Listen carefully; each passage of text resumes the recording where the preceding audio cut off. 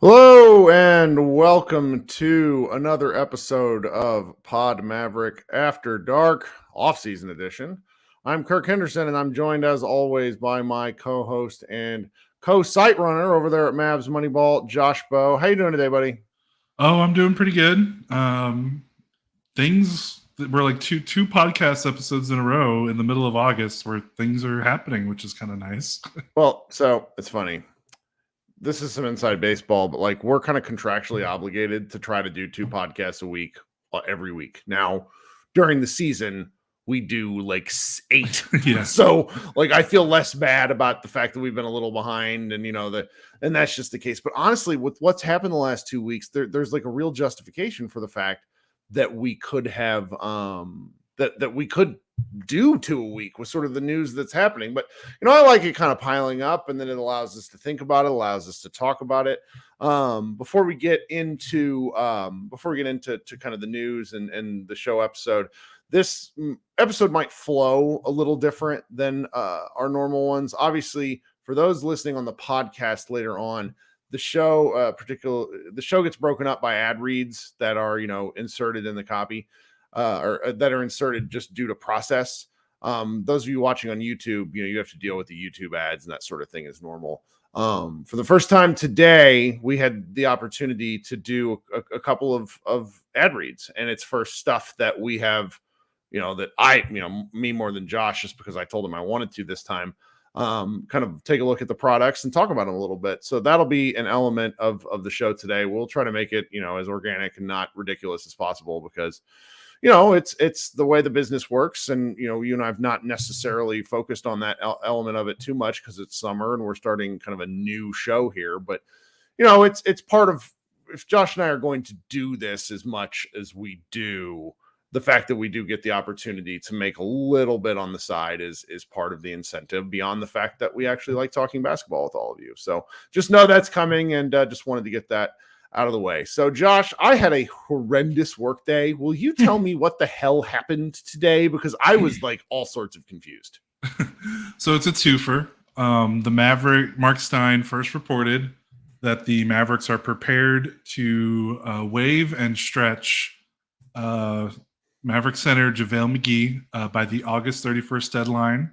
He did elaborate and say that until they get to that deadline, they will still put out feelers and try to move him in a trade so they don't have to stretch and waive him. But that was part one. And again, stretching and waiving McGee means that instead of paying McGee the rest of his full contract that he is, guaranteed, which would be $5.7 million this season and then $6 million the season after that, 2024, 2025.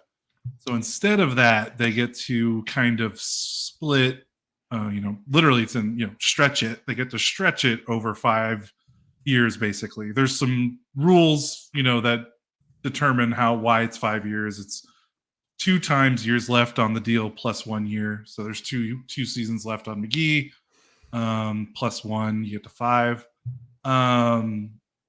So instead of paying that 5.7 this season and the $6 million next season, they will instead, over the next 5 seasons, pay about $2.3 million per season. So he will be on the books for $2.3 million per season on the cap sheet till about 2028 will be the last year. So that's business number one, and it opened up a roster spot. Go ahead, you have something to say?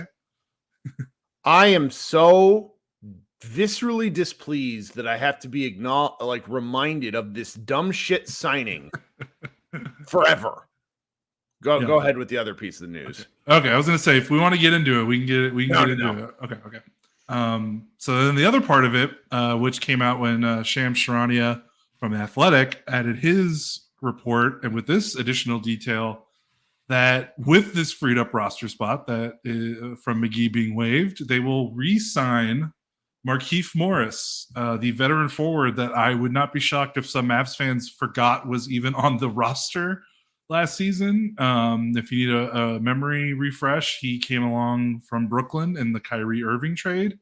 He played, I have it up here. Where is it? He, after the February trade deadline, he played in 8 games and averaged 8.8 minutes per game. So he was as much of a non-factor as you can possibly be, despite some of the lineup changes the Mavericks were throwing out there as they were trying to save their season.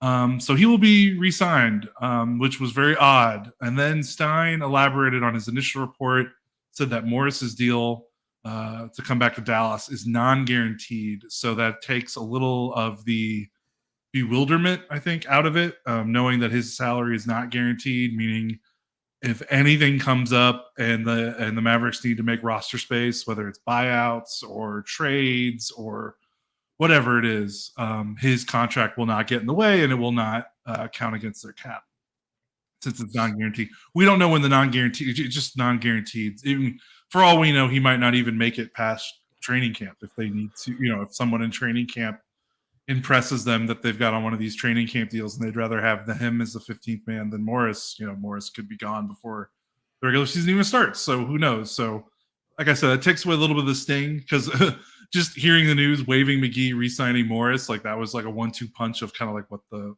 hell. So it makes a little bit more sense. But it's interesting. There's definitely things we can talk about. We can get real petty. We can, which. Oh, yes. Yes. Let's actually start with the JaVale McGee of it all, because there's multiple components. You brought up the petty one, which honestly I hadn't considered. Okay.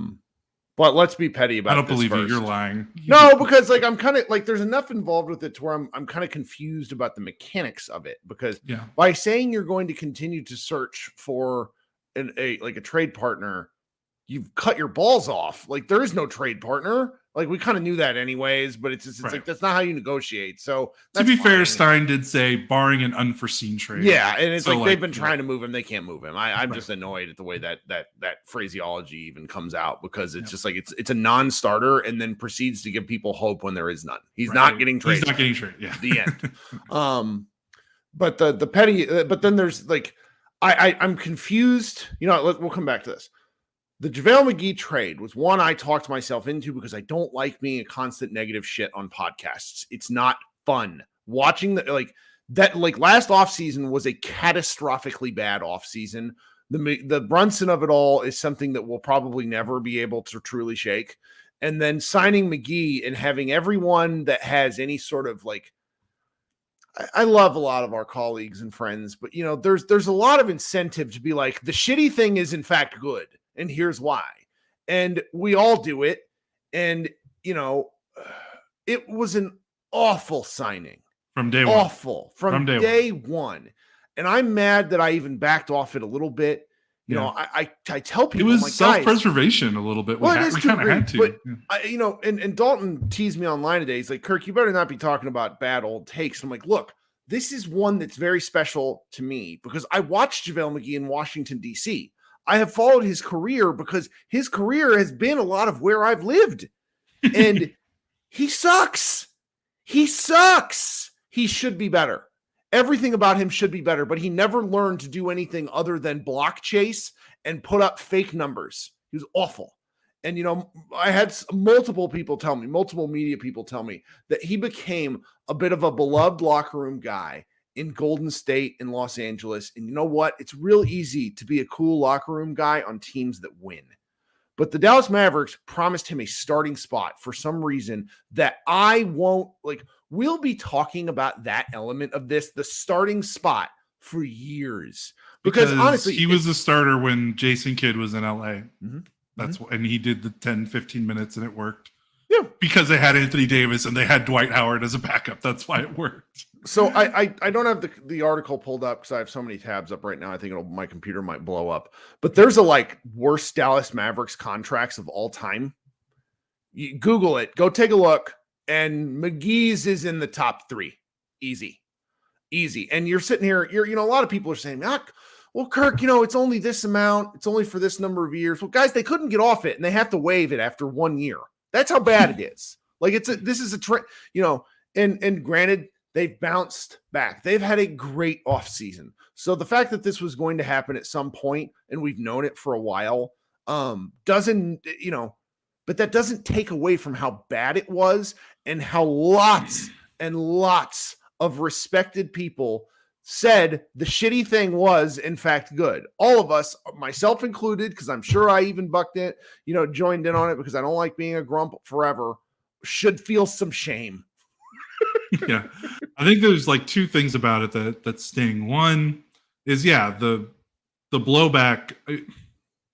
We've been talking about off-season moves since we've been doing this thing on the website and the podcast, and we've definitely gotten our heat for maybe disagreeing with maybe the consensus or what have you. But I can't remember blowback to reaction to a move quite like this one. And it's so bizarre because it's like JaVale, like it's not. His basketball reference page looks great, and I'm sick and tired of people telling me. No, I mean, this is the thing. I'm not going to sit here and tell you I watch basketball when I don't. The number of people on the internet who straight up lie about how much ball they watch is incredible. You did not watch the Warriors. You do not watch the Lakers. You did not watch the Nuggets. You didn't watch the Washington Wizards. He was bad in all of these places. He was also bad in Dallas. It's amazing that the bad basketball player was, in fact, bad. It was just weird to get, because we've disagreed on stuff before and we've gotten some. And the thing is, it's not just random people are going to give this pushback all the time. Like it's the internet, random, but the amount of blowback and kind of the hostility from people that we consider like our media peers and even friends. I mean, that caused you to basically get offline for like 2 months because you were just like, why is this the straw? And it's like, right. And I in hindsight, it has to be because we were all collectively really bothered by the Brunson situation. Yeah, and I think coming off the high of the Western Conference Finals plus the Brunson thing, I think people just wanted to latch on to. Yep, this will work. But yeah, that's the thing that I'll never forget about it is not just like we've gotten blowback before for our takes. That's not a big deal when people are random tweeting, but like I have some awful takes. Like that's just the fact. The media peers that came after us in a very aggressive manner was very, very, very bizarre. Like JaVale, like of all players, like JaVale McGee, who's played in Dallas before and played exactly the same way, by the way, 8 years ago. And Rick somehow Carlisle, he was supposed to be better. I saw Rick Carlisle 10 minutes after the news broke in 2015, and he had a look of white hot rage on his face. Now, I've since learned that might just be Rick Carlisle's default face. Right. But it proceeded to happen because McGee he was unplayable 8 years ago. Yeah. And it was especially funny because the Mavericks literally played him off the floor in the playoffs when they beat the Suns. Like the Suns literally went to Bismack Biyombo over him because the Mavericks embarrassed the Suns so much when McGee was on the floor. Sure. That was was also very funny. It's very personal for me because I had to watch him early. Like, my favorite take that I get thrown in my face all the time was it was like a 2021 January, maybe it was even 2021 January Jalen Brunson game where he was having a horrid mid-range game, which just that happens for players. And Brunson is obviously fantastic operating out of where he did. And I reactionarily was like, can we trade this guy now? And to this day, people will still send me that. And I'm just like, the context, I didn't believe it. I was mad. Like I live tweet games, but so we all have bad takes is the point. It's just that one, it's not going to haunt the Mavericks. And now I want to get into kind of the why, why I don't can you explain to me why they are stretching it? And I was going to say, that's the other part of it that it's kind of weird. I don't know why you eat into their mid-level. What is it? They still have some of the MLE, don't they? They do still have some of the MLE for this season. So that's fine. But smarter cap people. And of course our guy Scott can probably explain this better. I don't know off the top of my head, the Mavericks cap situation for next season. But basically for next season, they're saving around a little over $3 million. So I don't know if they have some long-term plans where they feel like, hey, we need that $3 million next season. It's going to be the make or break between us doing this move or this move. So we can't really judge why they stretched him until we see what they do with the money they save next summer and the summer, after that, basically. So we need to wait and see, like, what's the plan? Like, because it's not going to be now. We're not going to know what they're going to use their money for now. It's not going to really come into account until we get into the cap next season, next off season. So maybe there's something where that $3 million that they're going to save in the summer of 2024 is going to translate into them making a move that they couldn't. But yeah, personally, right now, I would rather just not have JaVale McGee on my books until 2028 because even though everyone just kind of hand waves away, oh, it's only 2.3, you can figure that out elsewhere. Well, we've seen it's not always as easy as just kind of snapping your fingers and getting that money somewhere else. So we won't know until next summer. So it's kind of hard to judge, but obviously instant reaction is I would just rather wait. But again, I'm not in their front office. They might have a 2024 offseason outline already. They probably do. All these teams kind of have plans for the future offseason. So maybe they've already earmarked that saved money for something that we just don't know yet. So I was arguing on Twitter with our former colleague and chat sports producer, Jeffrey Cooperstein, Chuck's son, and he said to me, if it really comes down to it and they need $2.5 million in cap space, they can find it rather easily. To which I told him, do you know how many times I've heard a variation of this rationale during my time as a Mavs fan? And that's sports. You make decisions, you have to live with them. I get it. It's one of these things where it's like, oh, it'll be fine. Don't worry about it. It'll be fine. Well, was it fine in 2019 when the Mavericks traded, 2 first-round picks for Kristaps Porzingis? I remember thinking at the time, this is risky. And I think I tweeted about it to the extent of like, man, this couldn't. And the initial response at the time is, oh, wait, you got, like, number one, you got to do it, which I actually think is factually true when you have these sorts of things. But number two, it's like, don't hand wave that the decision can't come back to bite you in the ass. That's all I really want, because like it's a risk. All of this stuff is a risk. Now, the likelihood that $2.5 million on an expanding cap is a risk, I get that. That's probably, I didn't understand the math of it. And I'm sure someone will explain it to me in the comments. We have really smart commenters, but it was one of those things I didn't get at the moment. So I know, and it'll be like, remember when they stretched Gal Meckel? Yes, I do. Felt like he was on the cap. He for was like on the 10 cap years. for like 35 years. Gal Meckel, and who was the George Washington power forward? Pops Minot. Oh yeah, I know. I could be wrong, but I just meant there was guys in the cap sheet during the lean years that made you angry. Yeah. So should we talk about the other side of this, because that's the side that I didn't get this whole thing, because it's like we're all wanting Usman Garuba, who was cut by the Rockets, but it's like he's a young guy, probably wants more opportunities of playing time. He doesn't really have any offense, but he's a hell of a defender. But it's like I'm not married to like him or anything. I just like the worse Morris brother. That's what we did. Yeah. The one thing is with NBA teams, is everyone has to understand, is they don't think like we do, and that's probably most of the time good for the better, yeah. Right?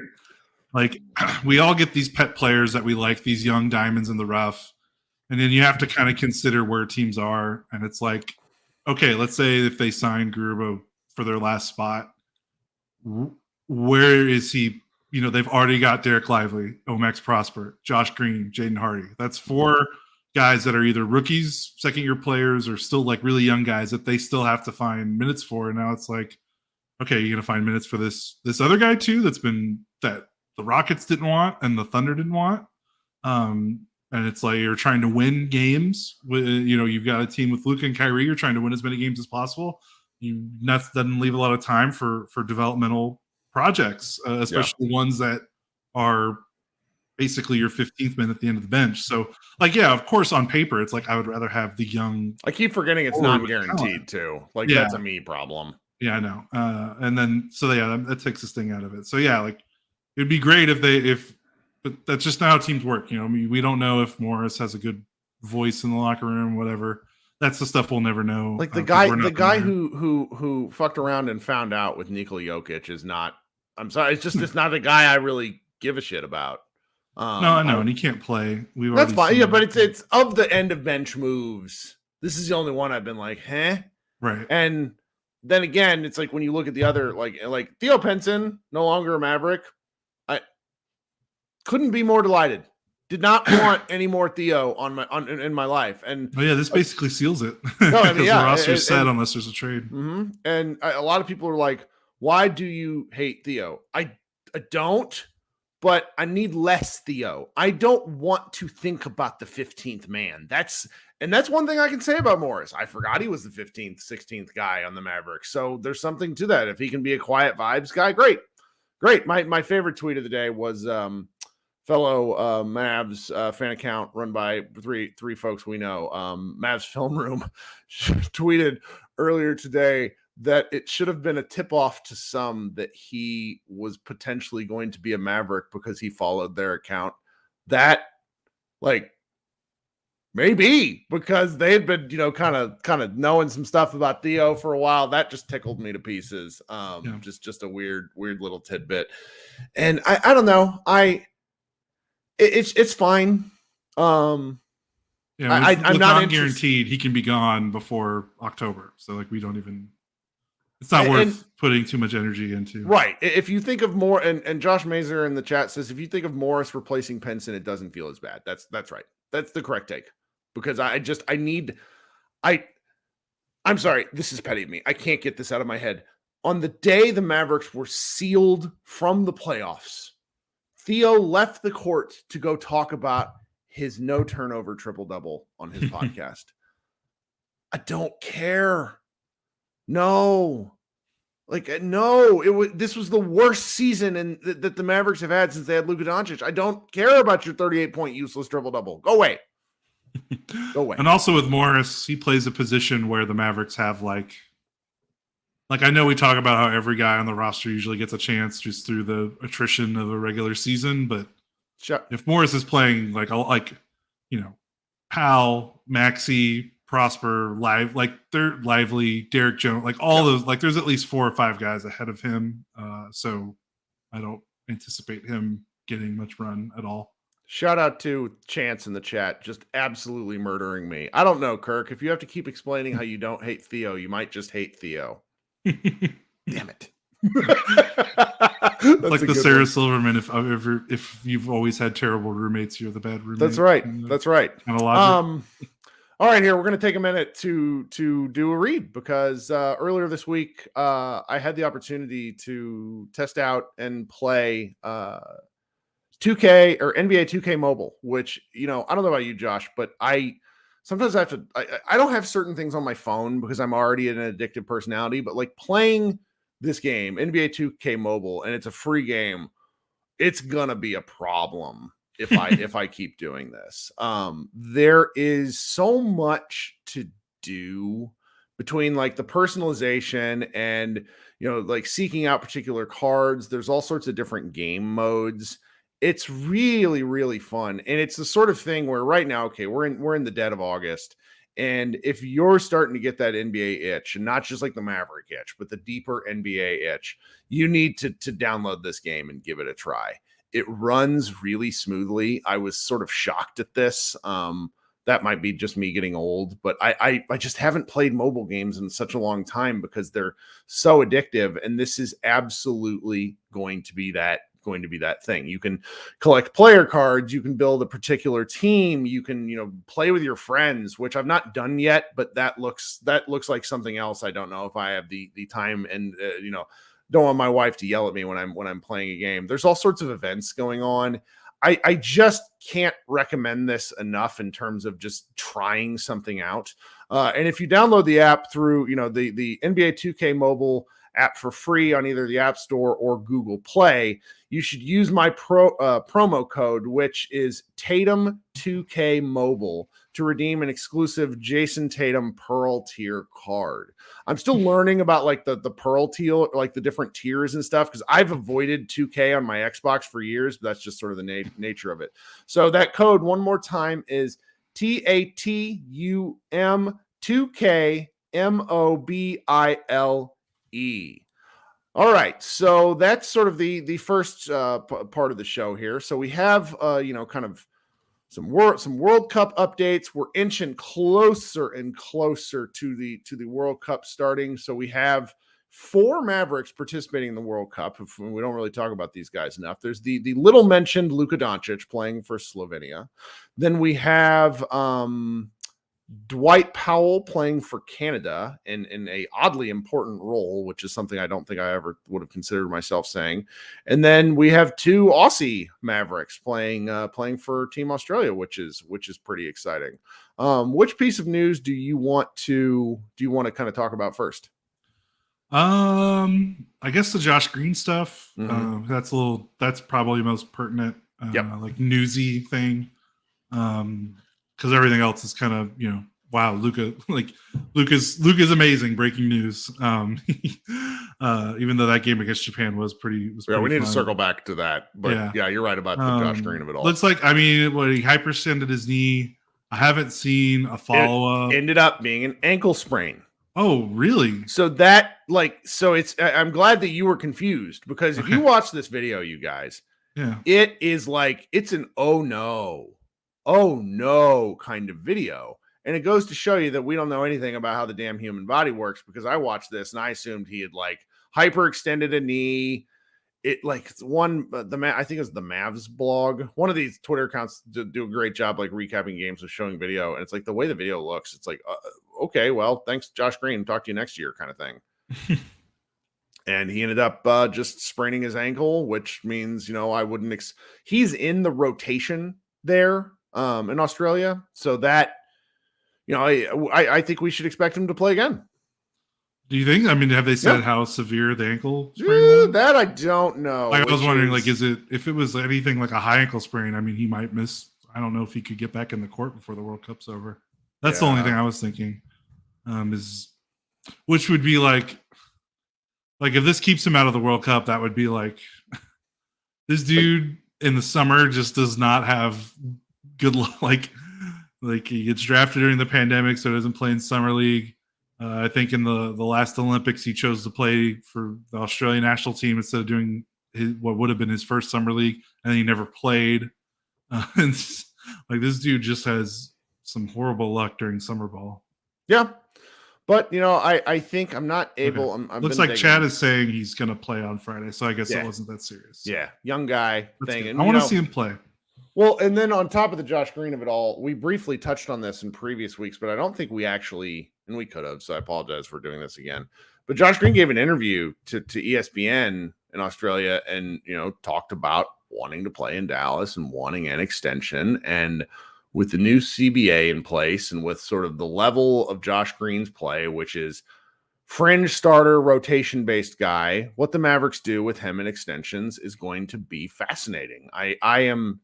I've sort of settled on the opinion that I think he's absolutely going to get an extension. Now, what that is going to be really worth watching, because at the start of summer, a couple of people predicted 4 for $70, which is more than the Dallas Mavericks got Grant Williams for. And I just can't see them going above Grant Williams. But I also don't know if it'll matter, because at that point, if you're talking 15 versus, 12, 15, 17 with like the salary cap going up, how much do you really care? He's a tradable young guy. He's just 20. Like, he's young. I keep forgetting how young he is, which is personally a me problem. But my problem is that I'm probably never going to be a big Josh Green guy, just because of the bane of it all and some of the other guys. That's just my own bias. Yeah. It would be really weird to see him get an extension more than Grant Williams. Like, Grant Williams scored like 20 something points in a game 7 and shut down Young. Right. Like, his resume is just so much more extensive than Josh's. So we'll see. But yeah, like, you make a good point. Even if it is more, we're at the rate. The only thing that matters is that they extend him. Just he needs to be under contract on a multi-year deal, because that's going to make him much more desirable in trade negotiations going forward. Whenever he's eligible to be traded after he gets extended, I don't know the day that would be if he gets an extension. Yep. I know he's not eligible to be traded for, I don't know, sometime, but teams are going to want to trade for a cost-controlled, young, developing player that shows promise, as opposed to trading for a guy that could, that you don't have under team control that could leave. So you're going to probably get some more value out of him if you can get him locked down for a 4-year extension. Sure. And my favorite thing that you said this in our Slack of Mavs Moneyball, and I think this is entirely accurate. At a certain point, it's worth just throwing your hands up and saying, I have no idea what's going to happen with Josh Green. Because, I mean, he shot 40% from three and averaged 9 points a game. And if you go check the guy's game log, it just doesn't make any sense. Like, we know what happened. Like, for example, Kid cut him off at the knees, confidence-wise, which was really bad. It happened right after Austin Reeves sunned him on national television. And so it took Green a while to bounce back because, like, what Josh needs more than anything is true consistency.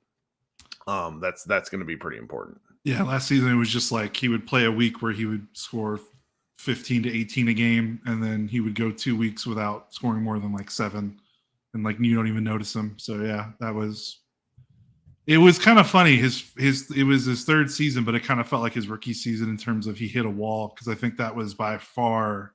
I mean, he didn't play his first 2 seasons, so he finally got some minutes on the floor and kind of felt like maybe he ran out of steam toward the ends of the year. But we'll see where that goes. They definitely need. I mean, he keeps making leaps. His basketball reference page is hilarious when you look at his shooting percentages from first, second to third year. Like, would you say he's going to be shooting 50% from three with a true shooting percentage of like 75, 90, but also have like 3 straight weeks of scoring 0 points? Yeah, like if his trend keeps going up, he'll be 90 true shooting when he's 25. But yeah, we'll see. Yeah, so that's a fun one. And then I didn't watch this game. Shout out to like Nick Angstadt and the other sickos who stayed up till like 2 a.m. Dallas local time to watch a friendly between Slovenia and Japan where Luka makes a couple of passes in this game. And there's one behind the back pass that I've watched it like 30 times. I'm still convinced he was actually throwing a behind the back pass to the diving post man. But that's because I can't see how low to the floor he is. But he throws a behind the back pass, which threads through 3 defenders and hits the guy in the opposite corner. It was insane. Yeah, one of the best passes he's ever made, just in a friendly exhibition. Yeah, which Slovenia is going to have problems. They're going to have real problems. So today, Matt Robinson wrote a piece for us called "Can Luka Doncic and Slovenia Shed the Ghost of Eurobasket?" So 2022 summer was frankly just terrible. Like, it was just terrible if you look at like Mavericks in hindsight, because obviously the aforementioned Brunson, McGee, and then Slovenia, if folks don't remember, they lost to Poland in a game that they had no business losing. And they looked hungover. They looked like they didn't take their opponent seriously. And it was bad. And it's the sort of thing that for the Maverick side of things, we don't reference enough because we're Luka fans. But, I wouldn't say the casual Mavericks fan really thinks too much about him playing for Slovenia. But you can tell that for him, this is a motivating factor.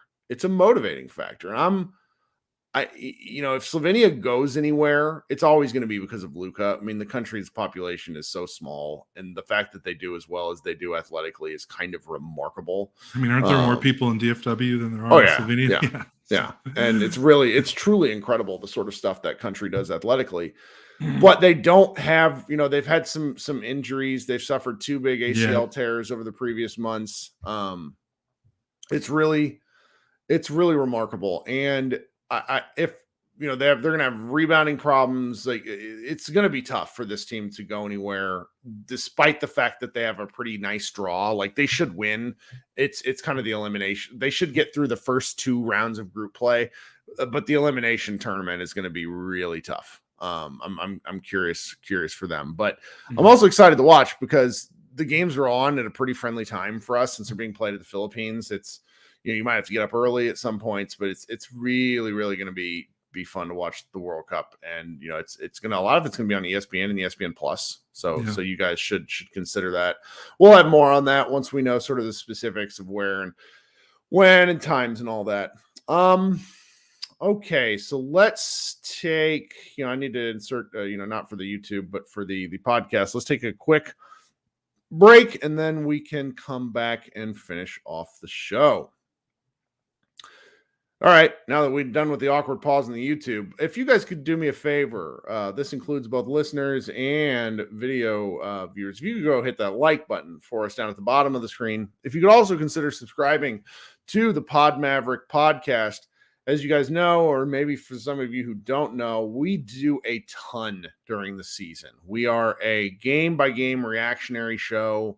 We live and die with every game. Sometimes that bites us in the ass. But if you're at all interested, we will be hosting live shows like this after every single game that we can, which ends up being, honestly, for our site in the neighborhood, like we do all 82 by hook or by crook in the regular season. And then I host a after show where people come up on stage here with Josh. It's actually really easy. We've been doing it during the summer here, where you can talk shop with me and we can just kind of, either lament a loss or celebrate a win. So if you want to subscribe to Pod Maverick, that would be how you do it. We'll be ramping up our content probably the second half of September, where we'll have more to talk about. But we do have a few more things to end the show on. The schedule was released, and I got to be honest, man, I hadn't really looked at it yet. What, you were publishing some stuff during the day. Did you have any kind of immediate thoughts on things? There is only, I don't want to poo-poo people. People get excited about the schedule, and it's one of those things where you don't care. Well, it's like, they're playing 82 games again. They're playing basketball. They're playing the same teams in the West, yada, yada, yada. But people get into it. So I don't I just sit on the sidelines, because it's like, if I don't have anything nice to say, why say anything else? Trying to live by the golden rule. The one thing that is interesting, I think, about the schedule is I want to say the Mavericks, for their first 8 games of the season, are traveling for every single game, because they are alternating home road for the first 8 games. So that means they're either traveling away from Dallas to get to their next game, or they're traveling back to Dallas to play a home game. And I thought that was interesting when you consider the fact that they are playing overseas in the preseason. And you've made the point before that there's been lots of research, and it's not that hard to research. It's just teams that play overseas in the preseason usually struggle out the gate in the regular season, because they got a little bit of jet lag and traveling internationally. It's a lot of travel to put on the body right before you start playing these high stakes basketball games, which the regular season can be. So I thought it was interesting that not only are the Mavericks traveling during the preseason internationally, they're going to have to come back, and they're going to be traveling a lot that first week. And historically, this team for the last 3 years has been getting off to slow starts, even with favorable schedules. So it's like a unstoppable force meets the immovable object. The deck is stacked against them to have a good start this season, despite the fact that they're going to probably talk about that all throughout training camp. So I'm just curious how they navigate the first 2 weeks of the season. Honestly, to me, the start of it all is on Jason Kidd. Don't fuck around. That's what he did. Like, they lost 3 games in the first 10 because he had stupid lineup choices. Like, McGee was getting murdered, and they just kept throwing him out there.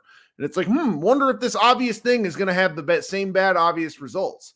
I will say there's some interesting stuff in the first, like that. They play San Antonio on the road to open the season. That's on ESPN. That's going to be quite the game, playing against Victor Wembanyama, and the Mavericks should win that because they're the better team. But that second game, the home opener against Brooklyn, is a trap game if I have ever seen one, because it's the return to DFW of Dorian Finney-Smith, who is, by all accounts, one of the most beloved Mavericks of the last 10 years. If you really think about it, that's objectively a fact. Yeah, people love him, and why not? He's a hell of a story. And that just feels like a trap game. So then they got Memphis and Chicago. Like, you look at the schedule overall, that first month, probably through Thanksgiving, they have some real opportunities despite the road heavy nature of it. They have favorable matchups. And, to me, getting to Christmas with, I don't know, a +3, +4 in the win column should be kind of the goal. The real thing is they just, 2019, 2020, they started off the season 16-5. Like, they were destroying teams and really thought they had cracked the nut. And this parlays like directly into the piece that you wrote that I think works well within the confines of the scheduling discussion, where you kind of see on paper the real opportunity that this team has, because there's a lot of those similar components. Do you want to talk about that a little bit while I look at the schedule some more? Sure. I was just kind of, it's August. There's not much going on, so I'm just looking at stuff, just to try to kind of like throwing stuff at the wall and see what sticks. I'm just looking at rosters. I'm going through stat sites. I'm just trying to find something to write about that isn't just like generic preview coverage that we're going to be doing. That's going to happen closer we get to training camp and the start of the regular season. So as I'm looking at the roster, kind of looking at Basketball Reference, I'm looking at, the Luka era. I'm looking at their rosters, and it just jumped out at me that this team is built very similarly to the 2020 team. I mean, both teams are top heavy with 2 stars. Both teams struggled to identify a third best player. And while we can't guarantee, someone could surprise us this season for the Mavericks, on paper, we don't really know who their third best player is. Both teams are exceptionally guard heavy. And it's very funny because the guards are almost the same. Both teams look like the same people. Yeah, you're not talking like similar styles. You mean the same people? Yeah, the same people. Because Luka, Seth, Curry, Tim Hardaway Jr. are still, they were on the 2020. They're still here, still guards. Maxey and Dwight still here. So that part of it's kind of funny. But that 2020 team had Seth, outside of Luka, they had Seth, Tim Hardaway, Jalen Brunson's on right, and this team has Seth, Tim Hardaway, Jaden Hardy, and Dante Exum. And it's kind of funny how they even kind of fill similar roles, because that was Brunson's second season. This is going to be Hardy's second season. You can obviously see kind of some similarities in DeLon Wright and Dante Exum's game in terms of like athletic point guards that have a defensive edge. Both teams similarly thin on the wing, where that 2020 team, remember how everyone had to try to talk themselves into Justin Jackson being a starter? No, because that team.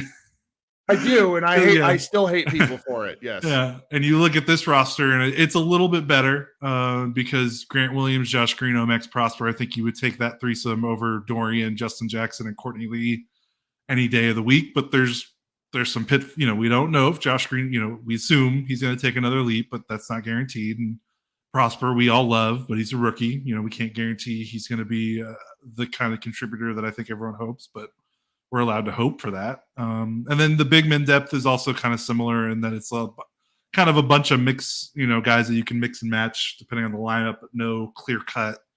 This is the starter. Because, it's again, Dwight, Maxey, Rashawn Holmes, Derek Lively, and the 2020 team was Powell, Kleba, Boban, and Willie Cauley-Stein. Obviously, Kristaps is the star. That's the big differentiator, is that Luka's co-star was a floor stretching big, and his co-star this year is another, shooting point guard. So that's the biggest difference. The thing that really stuck out to me was that 2020 team. You talked about how they started 16-5. They were really secretly pretty good. The pandemic and the way they played down the stretch in the regular season kind of covered up how good they were. They were 6th in net rating that year. Luka got hurt for a while. Yeah. Brunson KP got hurt. KP burned the earth down for 2 straight weeks while Luka was hurt. Yeah. Brunson separated his shoulder or something, and he was out. That's right. Dwight Powell tore his Achilles in January of that season. So when they were at full strength, they were rolling. Their defense was still pretty cruddy, but they had the greatest offense in league history at that point. It's now that record, that record has been broken every ensuing season since. But they were first in offense, 18th in defense, 6th in net rating. They were weirdly deep, despite the fact that they didn't have a clear-cut third best player. All those guys could play. We had frustrations with Brunson and Wright and Timmy and Justin Jackson and Dwight Powell. All those guys frustrated to a degree, but they still got minutes and they contributed in ways. That team was legitimately 10 deep. This team also I feel like if Lively and Prosper can give you something as rookies, this could also be another team that's 10 deep, despite the fact that they still need to beef up their top end talent. And in the regular season, to be honest, you don't need top end talent. You just need bodies. Like you need guys that can play because you're going to have rest days. You're going to have injury days. I think that's what made the 2020 team so good was they were so versatile with their lineups. They could really kind of play any type of style. And I think you could kind of see bits and pieces of that, especially with Grant Williams being able to play the 3 or the 4 or even small ball 5, being able to stretch the floor. I anticipate Grant and Maxey are going to be a good front court pairing, hopefully, if the Mavericks want to play small, supercharged basketball. And that 2020 team certainly did similar things with Kristaps and Maxey and Powell kind of manning the front line there. So it just kind of a lot of shooting, a lot of depth between both teams. And what's exciting about that is hopefully with Luka, that 2020 team, like Luka lived at the rim. Like their spacing was so good. And that's something he's got to stop taking the threes he took last year and just go. Like, how many games did we pop in here and be like, oh my God, Luka was 14 of 16 inside the 3-point line? Yeah, right. It was like, what is happening? Yeah. His efficiency hasn't wavered, but his attempts have. Like that 2020 season, I've got it here in the article. He took, and they only played 75 games because of the pandemic. He had 379 shots in the restricted area. Last season in 82 games, he had 315. So significantly less, not significantly, but a decent margin less despite playing more games. So the spacing of that 2020 team was really good because they always had at least 4 or 5 shooters on the floor, and Kristaps was kind of this floor spacing cheat code. They don't have that this season, but Grant and Maxey, you can play them as your 2 bigs, and then play Kyrie and Luka, and then if it's Tim Hardaway or it's Josh Green or it's Seth Curry, you can be playing 5-out basketball like that 2020 team was. They couldn't really get to that enough in the ensuing years because they lost Seth. They swapped out Seth for Josh Richardson, and Richardson was terrible shooting the basketball that season. So they lost a little of their identity there, and Dorian kind of slumped last season with his shooting, and Tim kind of went up and down a little bit. Maxey has been up and down the last couple of seasons. So on paper, this has maybe the most shooting since that 2020 roster. So maybe, there's also the Rick Carlisle versus Jason Kidd of it all. Rick Carlisle definitely, say what you will, valued floor spacing and floor balance. So I don't know. So far, Kidd's been a coach, like a football coach. He's like, our job is to run the football and then just pass 70% of the time. Like, do you remember when Kidd came in and was like, we're going to be shooting more mid-range, and then the Mavericks shot more threes than ever? Right. I just, Kidd's a lying liar who lies. That's fine. That's his job. Well, he's not supposed to tell us what their strategy is. Yeah. So we'll see if the spacing is as good. But yeah, it was just kind of it just stuck out at me when you line up the rosters, and it's like, not only are there just similar archetypes of players, there's just literally the same players, which is maybe another thing we could talk about. That's a whole nother kind of separate conversation about roster building. But, I didn't want to say much because I think everyone's kind of basking in how, productive this offseason was. But the Mavericks did finish 11th in the West. And I think something about the play-in, I feel like, distorts the perception of like what missing the playoffs is, because you hear, like, when you hear people talk about the Mavericks, like, well, they missed the playoffs. Like a couple of years ago, missing the playoffs meant you won like 40. You could have won 45 games and you were the 9th seed. That's right. Like the Mavericks didn't just miss the playoffs; they finished 11th in the West. They were 38 wins. 5 or so games below 500. That's not. We're half a game out of 8th. Like it's just different.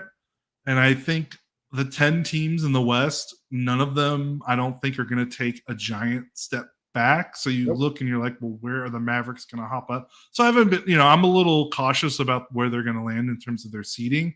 But doing this exercise, I was kind of like, okay, well, here's the path. Here's how they can make the jump from 38 wins to 46, 47, 48, is they just have a lineup of guys that maybe in a playoff situation, you're going to run into teams that have 3 or 4 guys maybe better than your top 3 or 4. But in a long regular season where guys are coming in and out of the lineup with injuries and rest, ride that depth, ride that lineup versatility, and ride that shooting. I think rack up wins. I think Omax is going to make a case to play a ton. Like you in your article, and everybody should go check it out on Mavs Moneyball. You and your article sort of hedge because he's a rookie, a late first round rookie. Like, expecting that guy to play is kind of on paper stupid. But I just think he's going to be the kind of guy that makes a case early and stays. So I'm sort of hopeful there. So, I told you I was going to go take a look at the roster. So there's a couple of things that are not the roster, the schedule. There's a couple of things that really stand out to me.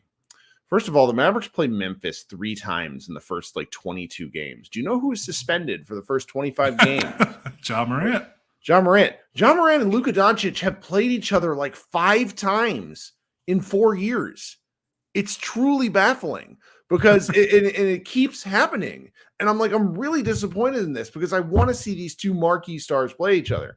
It's just one of those things stands out. Now, the flip side of this is it allows the Mavericks to put up a 3-0 lead against a division rival, which that stuff matters. Yes. And Memphis had, remember the Memphis of it all, they won more games without Ja Morant last season than the Cleveland Cavaliers won without LeBron James during his entire first stint with the Cavaliers.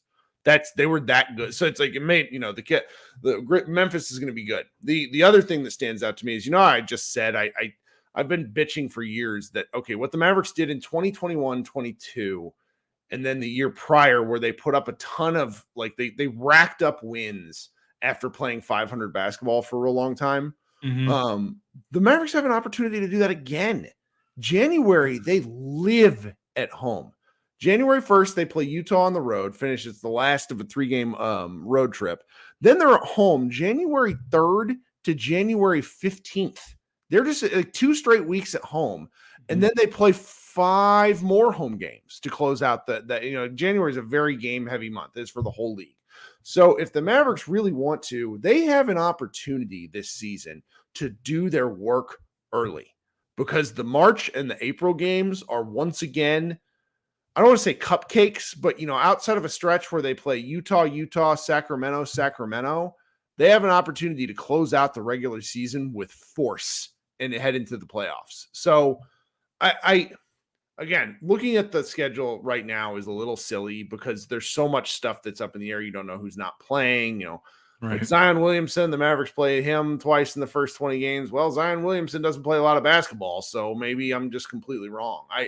I do feel like the schedule on paper, at least right now, looks to be not one where there were games last year where it was oh, this is where the Mavericks are going to sink or swim. And then because they played awful basketball past January 1st last year. It was really dark. It was really dark. So, but yeah, I'll just be wondering how the start of the season is going to be really interesting with that international travel. Because we've seen it. It's just almost every single team that does the international preseason, they kind of get off to a bumpy start. So we'll see what happens. Yep. No, you're right. Okay, so before we kind of close out the show, I got one more thing we got to talk about here. So the company that we, everybody knows this, that we moved on from SB Nation as a podcast to join a company called Blue Wire. Blue Wire is a company that's been around since 2018, kind of an independent conglomeration of podcasts. And over the last several years, it's almost 5 at this point, they've grown to be 300 shows hosted by former athletes, fans like Josh and I, and then some media professionals like the Gilbert Arenas show that you see. That's an example of Blue Wire show. There's a lot of really good shows on this network.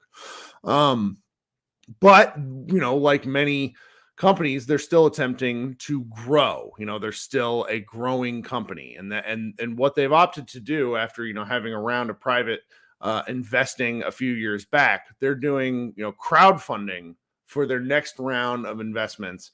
And what they're hoping to do is to expand the sales team, help improve operations, which will do something like in theory and practice realistically help our show grow.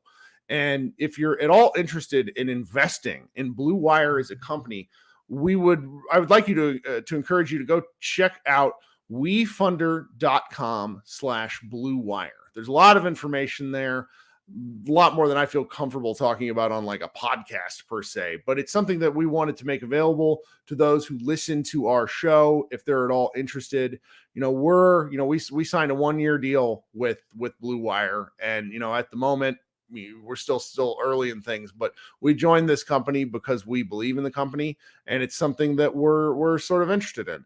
And if you're at all interested, you should go check out that site. So, okay, and guys, just so you know, I will be talking about that in coming weeks, just because it's something that is important to our company, and so we're going to be talking about it. All right.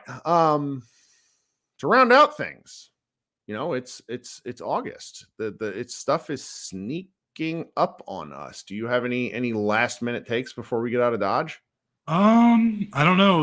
I'm looking at the chat. Who is it? Chance Powell. Do you think there's any smoke to Derrick Jones Jr. not being able to wear 5 when no one on the current roster has it? I've seen that kind of floated around on Twitter. People are trying to be like, oh, they're trading for someone that has that someone good that wears number 5 or something. Like, people have been using that. I don't think that's the case. I think 5 is the number Kid wore in Dallas. So I'm presumably, if there is any smoke, to it, it might be like maybe Cuban or the org was like, hey, we're gonna retire his number sometime. Can you please wear a different number? Or he just wanted to wear a different number because guys like to change it up when they go to new orgs sometimes. So I don't think there's any trade conspiracy to that, because I know people love to. Anytime there's a sliver of a door opening for that's right trade, or they jump on it. And then Jay, the only other thing I can think of we didn't talk about in the news, Jay, speaking of roster building, any opinions on Matt Riccardi's promotion? Forgot to mention that. You wrote it, didn't you? I did. Yeah, I wrote the news story. He got promoted to assistant general manager. His previous title was director of pro personnel. And then before he joined Dallas, he was Brooklyn's head of scouting. I don't know what Matt Riccardi is responsible for in the Mavericks front office. They are very tight-lipped. You will not see the Mavericks even acknowledge that he's an employee. They don't do press releases for front office hires. Like, you didn't see anything for Dennis Lindsey, or I think it was the cap guy, Andrew Baker. Yeah. They do not announce hirings or anything like this for front office. Like, that's just a Cuban thing. Like, they never even acknowledged Haralabos Voulgaris worked for the team until shit hit the fan. Like, he never got a press release either. So we will never know how much impact he has in the front office. All I'll say is that he was a draft guy in Brooklyn, his first full off season in Dallas, and they used the draft about as well as they've used it in like 10 years. I know a lot of people are like, well, they had the 10th pick. Of course it was a good draft. And I was like, yes, but they also traded for a first round pick for the first time since 2004. So like, you can't tell me that like it wasn't just they had the 10th pick. They did something they never do. So more voices in the room is always good. Different voices. I acknowledge this in the article I wrote. The big thing about before everything kind of blew up the front office, 2 or 3 years ago, they were just stagnant. It was Cuban, it was Nelly, and it was Rick in terms of like the primary voices. They didn't have a lot of excuse me, they didn't have a lot of change. Right. I remember Garrison Rosas, they tried to bring in a new voice and he left after like 3 weeks because he was like, wait, I don't actually get to do stuff. Like, no, like it's still Cuban and Ellison. So he's like, all right, I'm leaving. So the fact that they've moved on from that mentality to promoting guys and being able to recruit guys from other orgs to come here and lend their voice to the organization. Yep. Like, that's just good. That's good. I don't know. People want to be like, well, was Matt Riccardi responsible for the Garrett Williams trade? Like, I don't know. We'll never know. But yeah, just having new voices in the front office is always good for an org like the Mavericks that got really stagnant. So that's just kind of how I look at it. Well, JC, that's very kind of you. Both JC and one of our other fellow podcasting friends, Carter Rodriguez, has left a couple of tips tonight. I don't know how that stuff works. I'm still figuring out YouTube, but I very much appreciate that sort of thing. Before we leave, I got to ask, and this is, guys, let's be honest, we've wrapped up the basketball talk. Do we have any recommendations, things you've been enjoying during your off-season time lately? Nothing new to report other than I'm waiting for this is like I'm very old. This is how like my brain works is so our little 2 basically a 2.5-year-old daughter, our only child right now, somehow loves Spider-Verse. Into the Spider-Verse. I've never seen a kid her age like be invested in a movie, especially one that's not just like she legit watches it.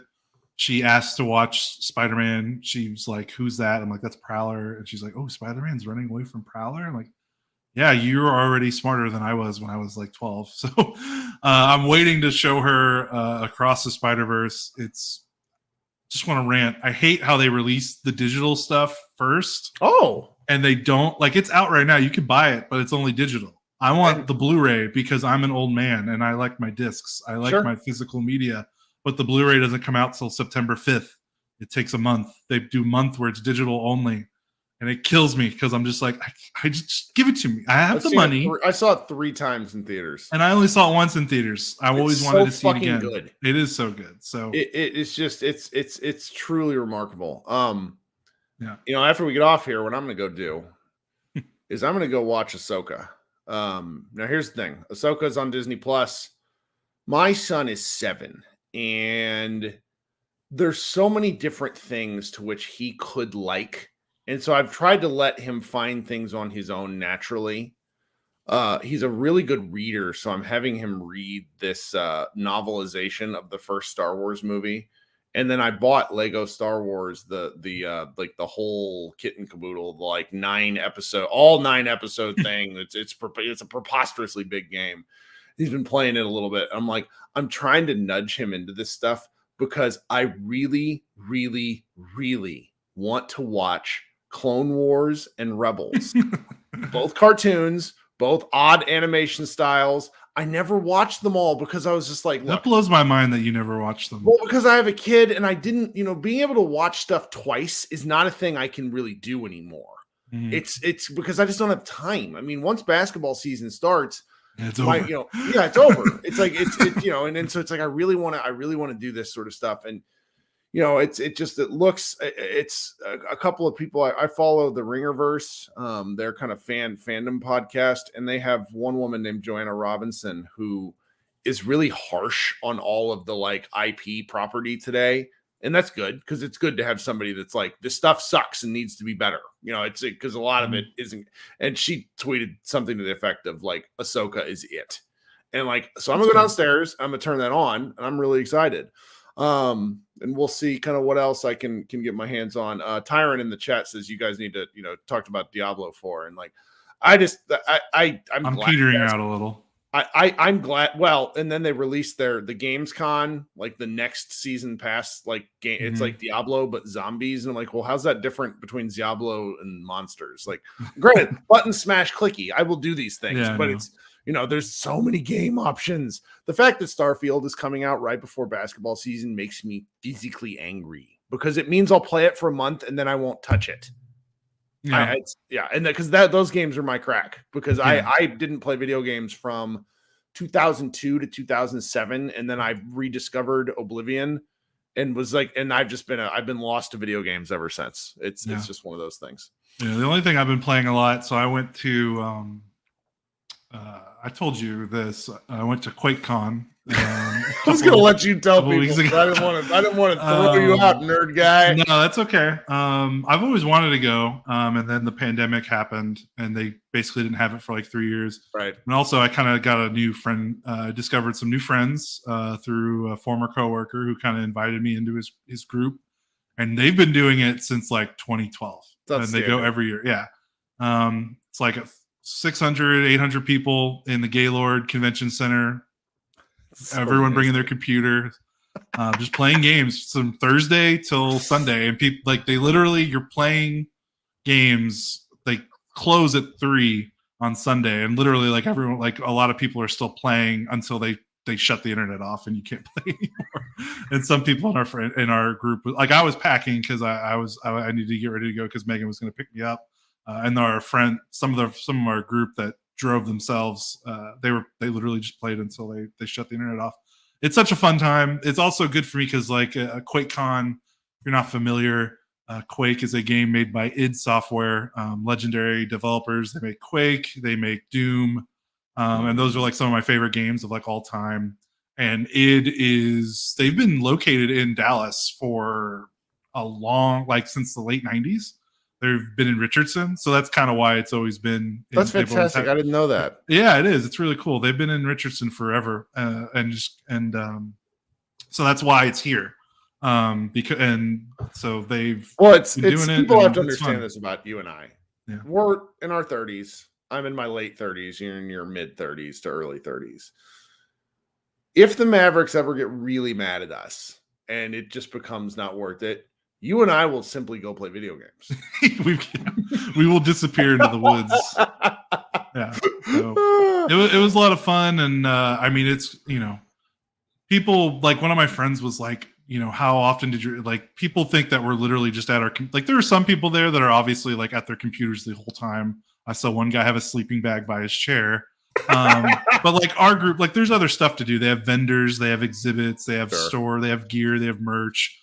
They were hosting a professional Quake tournament on a big screen with like announcers, like pro level, like a pro league. So like I get up and walk around, and it's a lot of fun. But I just like, last thing before we go is I'm playing a lot of Halo. I got all of them to play Halo, and the new Halo Infinite, which has kind of been a bit of a bummer the last like 2 years, because they had a huge development issues and the game's been just kind of slowed down to a crawl.